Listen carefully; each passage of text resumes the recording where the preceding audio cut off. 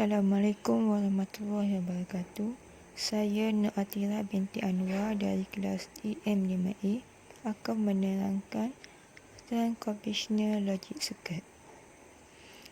Lita logik gabungan adalah lita logik digital tanpa memori yang keluarannya pada bila-bila masa hanya bergantung pada gabungan inputnya.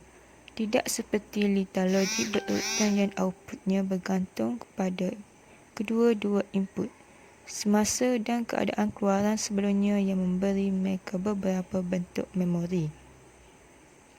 Keluaran lita logik kombinasi hanya ditentukan oleh fungsi logik keadaan input semasa mereka, logik kosong atau logik satu, pada waktu tertentu dalam masa tertentu.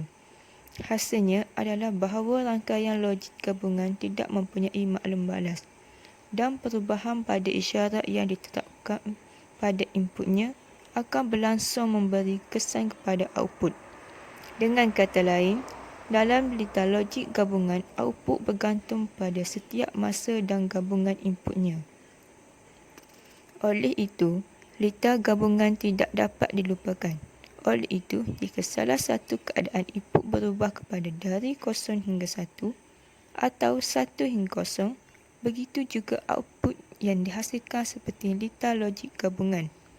Secara lalai tidak mempunyai memori, pemasaan atau gelum maklum balas dalam rancangan mereka. Lita logik gabungan terdiri daripada logik asas NaN, NOR atau NOT, gerbang yang digabungkan atau dihubungkan bersama untuk menghasilkan lita pensuisan yang lebih rumit. Gerbang logik ini adalah blok bangunan lita logik gabungan. Contoh lita kombinasional adalah penyangkut yang menukar data kod binari yang ada pada inputnya menjadi sebilangan baris output yang berbeza, satu demi satu menghasilkan kod perpuluhan yang setara pada outputnya. Lita logik gabungan boleh menjadi sangat sederhana atau sangat rumit, dan lita kombinasional mana pun dapat dilaksanakan dengan hanya gerbang NaN dan NOR kerana ini digolongkan sebagai gerbang universal.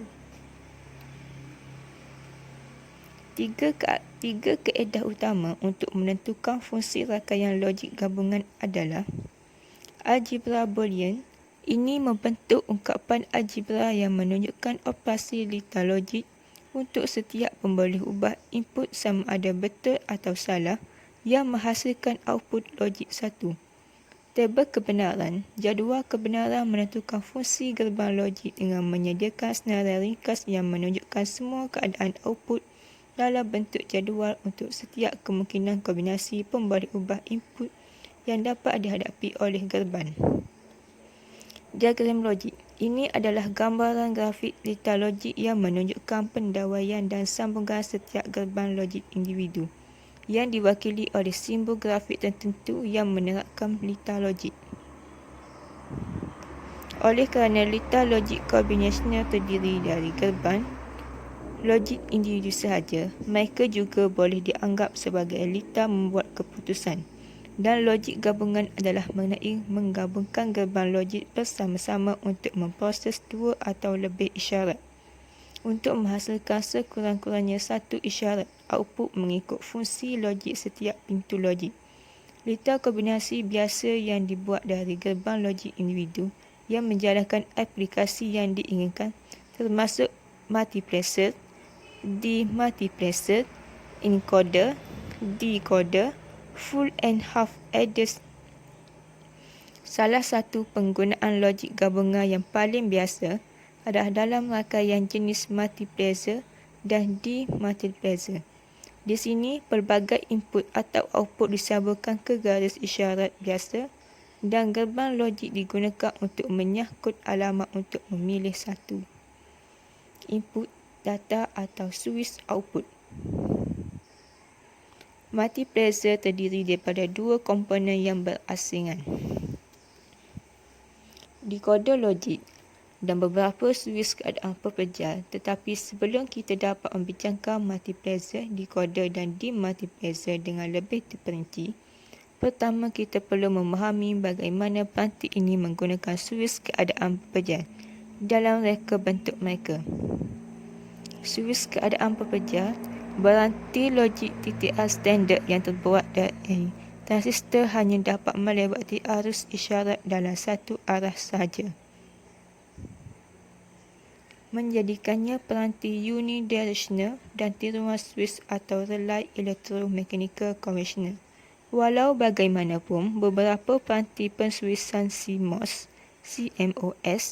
yang terdiri daripada suis dua arah dan hampir sempurna menjadikannya sesuai untuk digunakan sebagai suis keadaan pepejar. Suis keadaan pepejar terdapat dalam pelbagai jenis dan peringkat yang berbeza, dan terdapat banyak aplikasi yang berbeza untuk menggunakan suis dengan keadaan pepejar.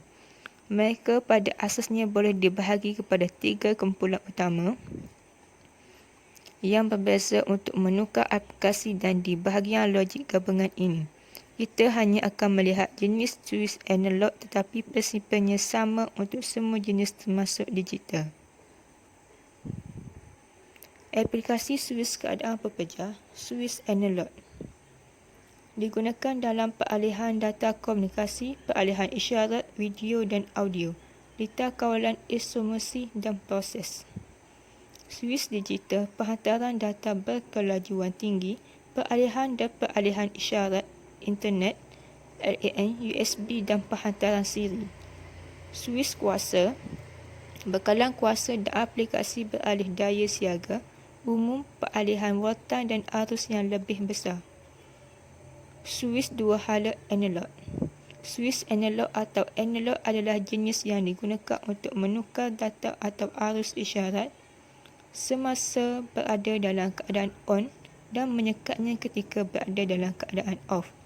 Peralihan pantas antara keadaan on dan off biasanya dikendalikan oleh isyarat digital yang diterapkan pada pintu kawalan suis. Suis analog yang ideal mempunyai rintangan sifar ketika on atau tertutup, dan rintangan tak terhingga ketika off atau terbuka, dan suis dengan nilai RON kurang dari 1 ohm biasanya tersedia dengan menggabungkan saluran N MOSFET selari dengan saluran P MOSFET, membolehkan isyarat melintas ke mana-mana arah, menjadikannya suis dua arah, dan sama ada saluran N atau peranti saluran P membawa lebih banyak arus isyarat akan bergantung pada nisbah antara ke output. Sekian, terima kasih.